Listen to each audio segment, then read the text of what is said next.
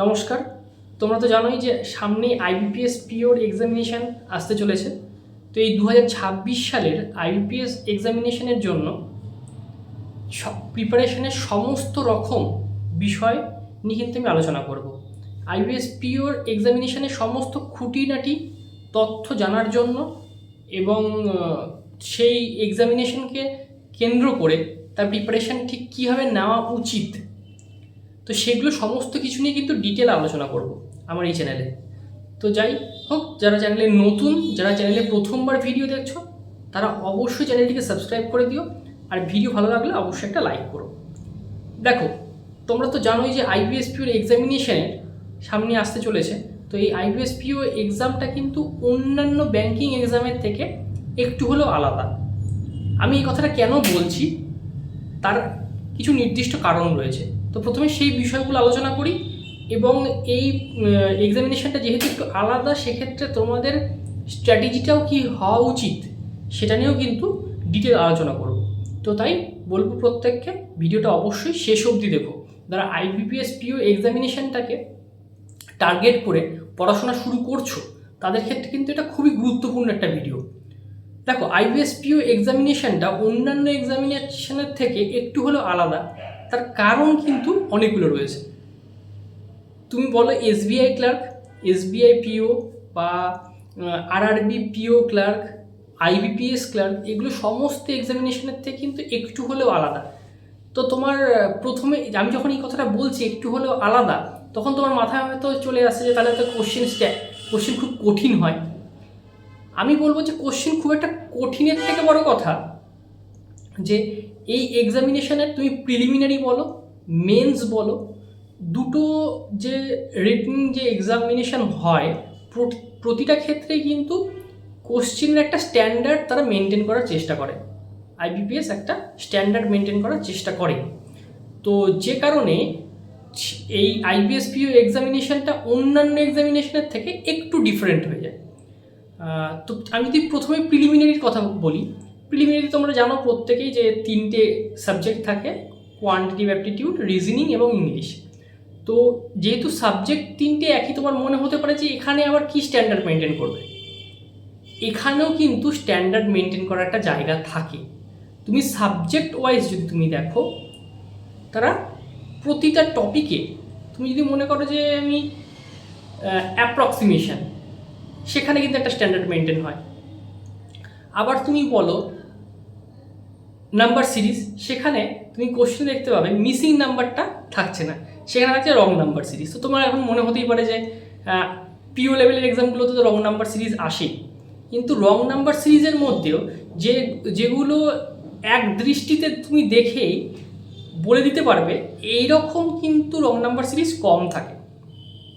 একটু তোমায় মাথা খাটাতে হবে। আমি এই স্ট্যান্ডার্ড মেনটেন করার কথাটা বলছি। আমি একটা উদাহরণ দিয়ে বললাম, এরকম কিন্তু রিজনিংয়ের ক্ষেত্রেও থাকবে। দেখবে অন্যান্য লেভেলের এক্সামগুলোতে দেখবে রিজনিং একদম পাজেল বলো বা সিটিং অ্যারেঞ্জমেন্ট বলো, একদম স্ট্রেট ফরওয়ার্ড থাকে। এখানে একটু তোমায় মাথা খাটাতে হবে, একটু ট্রিক তোমায় লাগাতেই হবে, একটু ট্রিকই থাকবে। এই জায়গাটায় কিন্তু আইবিপিএস পিও এক্সামিনেশনের অন্যান্য এক্সামের থেকে এটা একটু পার্থক্য থাকে। এবার প্রশ্ন হচ্ছে যে সমস্ত সাবজেক্টে, সমস্ত টপিকে কিন্তু এই স্ট্যান্ডার্ড মেনটেন হয়, প্রিলিমিনারির ক্ষেত্রেও এবং মেন্সের ক্ষেত্রেও। এবার প্রিলিমিনারি যখন এক্সামিনেশনটা হচ্ছে, তুমি বুঝতে পারছো যে তোমার এক্সামিনেশনের প্যাটার্নটা, আইবিএস পিওর এক্সামটা অন্যান্য এক্সামের থেকে একটু হলেও আলাদা। তো তুমি সেটাকে ট্যাকেল করবে কী করে, সেক্ষেত্রে তোমার প্রিপারেশান নেওয়ার অ্যাপ্রোচটা কী হবে সেটা এবার কিন্তু আলোচনা করব। দেখো, যেহেতু একটু স্ট্যান্ডার্ড মেনটেন করছে, তো তোমাকেও স্ট্যান্ডার্ড মেনটেন করেই প্রিপারেশানটা নিতে হবে। অর্থাৎ তোমায় কিন্তু স্ট্যান্ডার্ড মেনটেন করার জায়গা হচ্ছে তোমার মক টেস্ট সিলেকশন।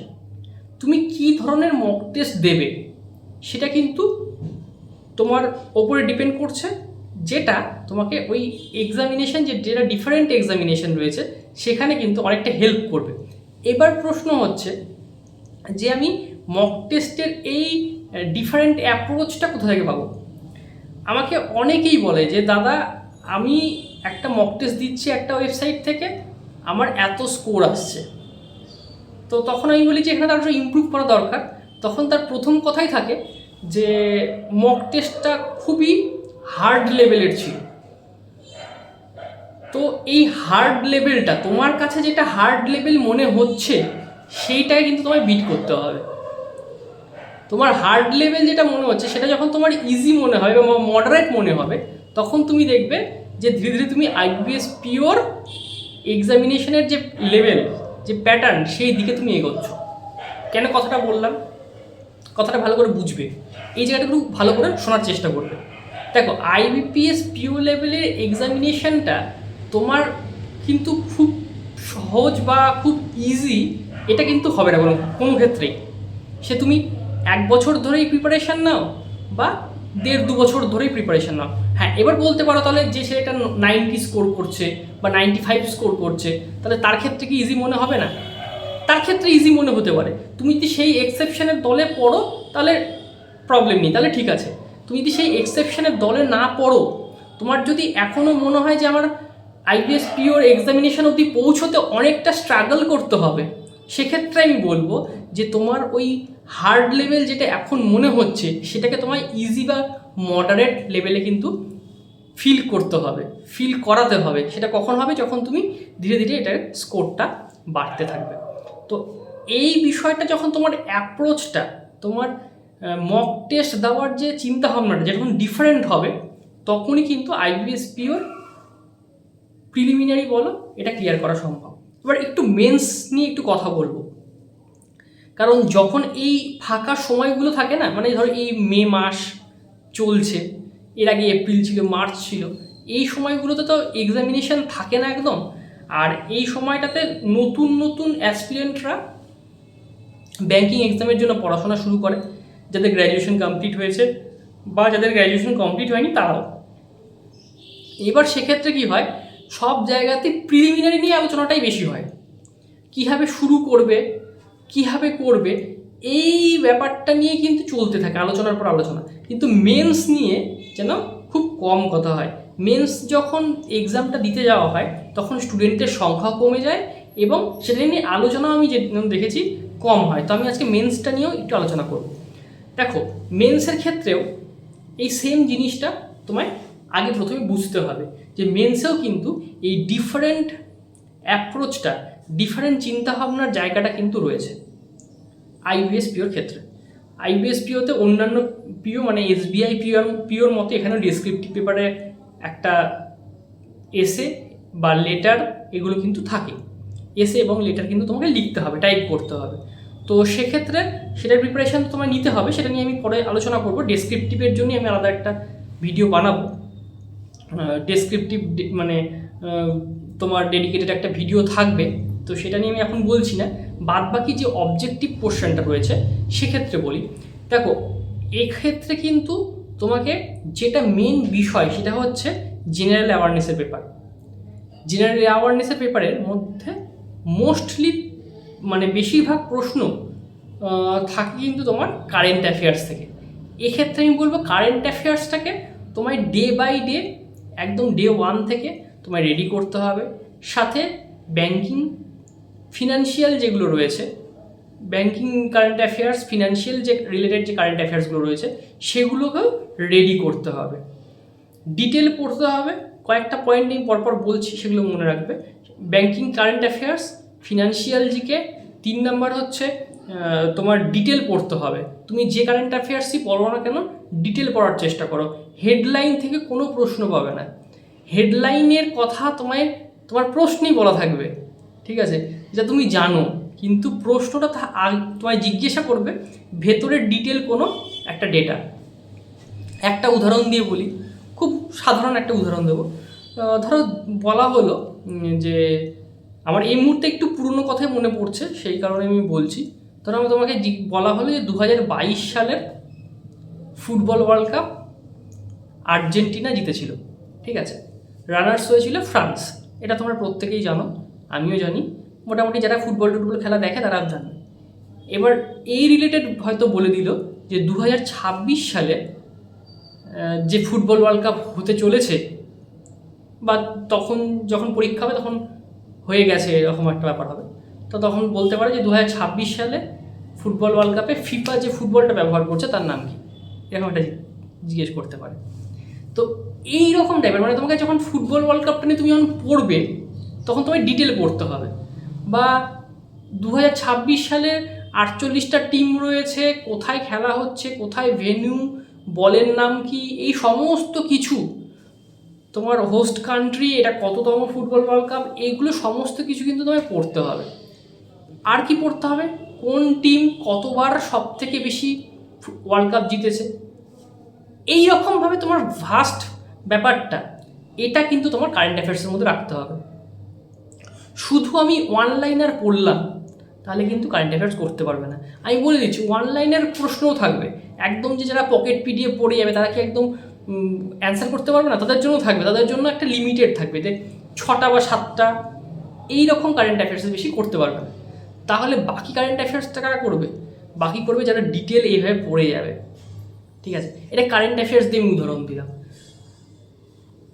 কোয়ান্টের ক্ষেত্রে ডেটা ইন্টারপ্রিটেশন এবং ডেটা অ্যানালিসিস থাকে, সেখানে কীভাবে কী করতে হবে, সেখানে তোমার শর্টকাট মেথড অ্যাপ্লাই করে তুমি অঙ্কের উত্তর দেবে তা সম্ভব নয়। তাহলে কি আসবে, তোমার অঙ্কের কতটা তুমি বেস তোমার জানা আছে, তোমার বেস কতটা স্ট্রং, যার অঙ্কের বেসটা যত স্ট্রং হবে সে কিন্তু আইবিপিএস পিওতে মেন্সে গিয়ে বেশি অ্যান্সার করতে পারবে, পরীক্ষা দিয়ে বেরোবে আমার কথাটা মিলিয়ে নেবে। সেমভাবে আমি ইংলিশের কথা বলবো। ইংলিশে তোমার রিডিং এবিলিটির উপর বেস করে তোমার ইংলিশ বোঝার সেন্সটা কতটা ডেভেলপ হয়েছে, কতটা ডেভেলপড, সেটা তুমি কিন্তু এই এক্সামিনেশান দিলেই বুঝতে পারবে এবং সেটাই ওখানে চেক করা হয়। ঠিক আছে, রিজনিংয়ের ক্ষেত্রে কি বলবো, একদম ওয়ান লাইনারে রিজনিংয়ে কতটা তোমার মেন্টাল এবিলিটি রয়েছে, কতটা মাথা ঠান্ডা রেখে তুমি একটা ওই রকম প্রেশার সিচুয়েশনের মধ্যে তুমি নিজেকে কন্ট্রোল করতে পারো, সেটা কিন্তু চেক হয় রিজনিংয়ে। শুধুমাত্র যে খুব 4-5টা রিজনিং তোমায় দেওয়া হলো, মানে কঠিন কঠিন পাজল দেওয়া হলো তোমাকে সলভ করতে, তা কিন্তু নয়। তুমি যখন দেখবে যে 1 ঘন্টা বা 50 মিনিট মনে টাইম থাকে, আমার এক্স্যাক্টলি টাইমটা এখনও দেখা নেই, তো দেখবে যে তুমি 20-25 মিনিট বেরিয়ে গেছে, তুমি তখনও কোনো অ্যান্সার করতে পারোনি। ঠিক আছে, সেই সময় তোমার ডিসিশান নেওয়াটা হচ্ছে সবথেকে বড় গুরুত্বপূর্ণ বিষয়, যে তুমি তারপরে কোন প্রশ্নটা ধরে তুমি অ্যাটলিস্ট কিছু প্রশ্নের অ্যান্সার করে আসতে পারবে।